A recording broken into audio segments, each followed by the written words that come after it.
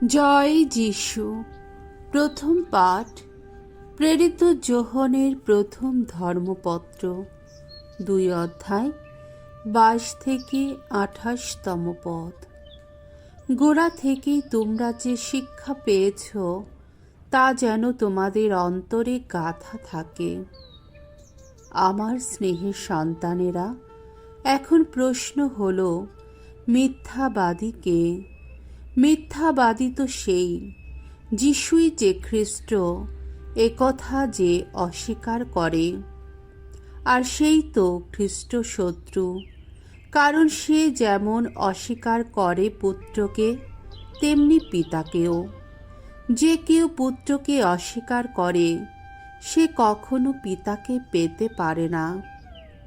পুত্রকে যে স্বীকার করে সে পিতাকেও পেয়ে যায়। তাই গোড়া থেকে তোমরা যে শিক্ষা পেয়েছ তা যেন তোমাদের অন্তরে গাঁথা থাকে।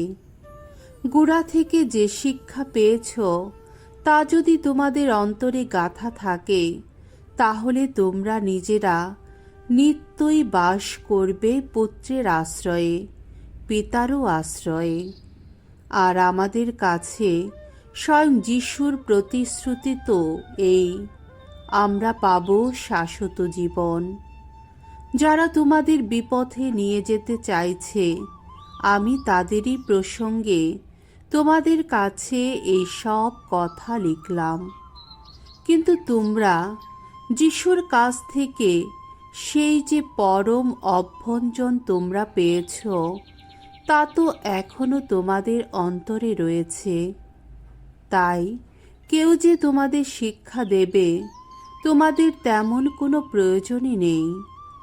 তার সেই অভ্যঞ্জন যখন সমস্ত বিষয়ে তোমাদের শিক্ষা দিচ্ছে, আর সেই অভ্যঞ্জন যখন সত্য, তাতে মিথ্যার লেশ মাত্র নেই, তখন তোমরা এই যে শিক্ষা পেয়েছ তা মেনে চলো।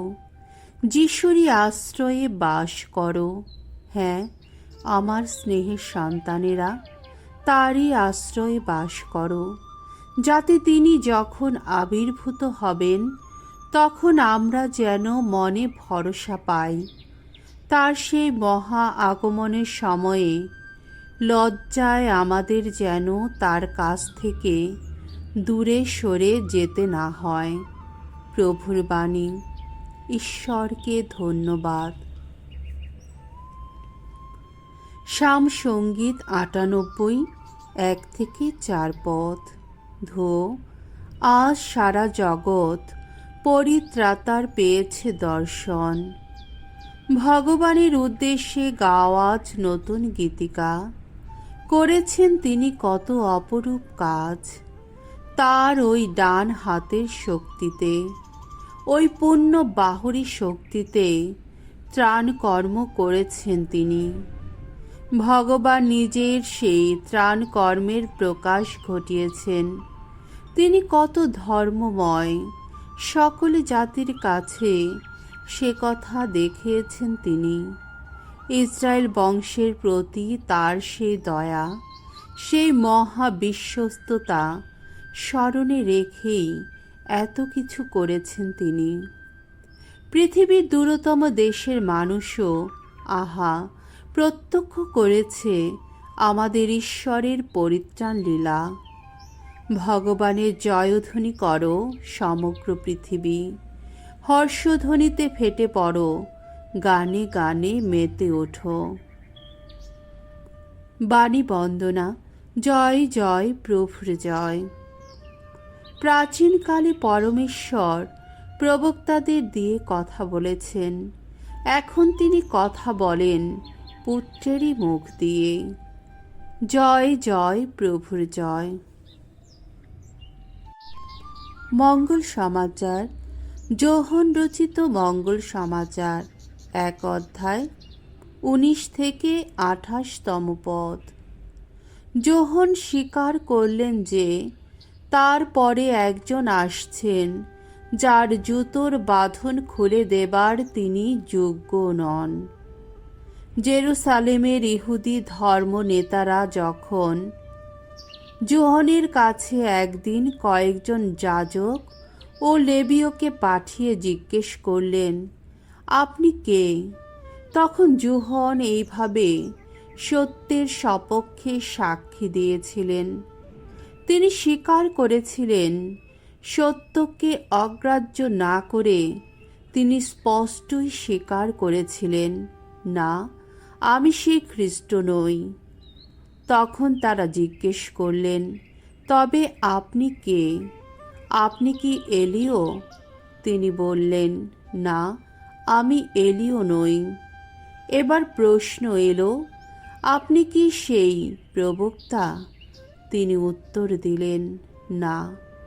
তখন তারা বললেন, তাহলে আপনি কে বলুন। যারা আমাদের পাঠিয়েছেন তাদের তো একটা উত্তর জানাতে হবে। নিজের বিষয়ে আপনি কি বলেন? যোহন তখন উত্তর দিলেন, প্রবক্তা ইসায়া যেমন বলেছিলেন, আমি সেই একটি কণ্ঠস্বর যা মরুপ্রান্তরে ঘোষণা করে চলেছে, তোমরা সোজা সরল করে তুলো প্রভুর আসার পথ। যাদের পাঠানো হয়েছিল তাদের মধ্যে কয়েকজন ফরিসীও ছিলেন।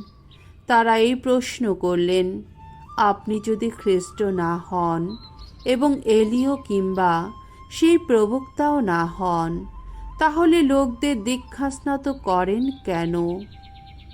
যোহন উত্তর দিলেন, আমি লোকদের জলে অবগাহন করিয়ে দীক্ষাস্নাত করি বটে, কিন্তু আপনাদের মধ্যে এমন একজন আসছেন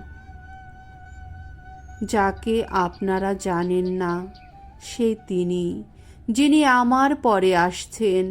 আমি তার জুতোর বাঁধন খুলে দেবার যোগ্য নই। এই সমস্ত ঘটেছিল জর্ডন নদীর ওপারে বেথানিয়াতে। যোহন সেখানেই লোকদের দীক্ষাস্নাত করতেন। প্রভুর মঙ্গলময় বাণী। খ্রিস্ট প্রভু তোমার প্রশংসা হোক।